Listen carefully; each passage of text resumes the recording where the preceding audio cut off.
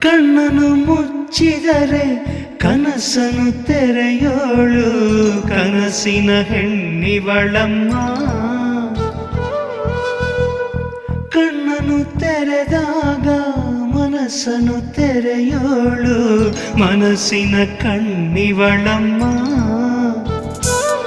ಬಿಸಿಲಿಗೆ ನೆರಳಿಡುವಳು ಇರುಳಿಗೆ ಬೆಳಕಿಡುವಳು ಕನಸನು ಕನಸಾಗಿಸಿ ನನಸನೆ ಬರೆದಿಡುವಳು ಈ ಕಣ್ಣ ಕಡಲಲ್ಲಿ ಹೊಯ್ದಾಡುವಳು.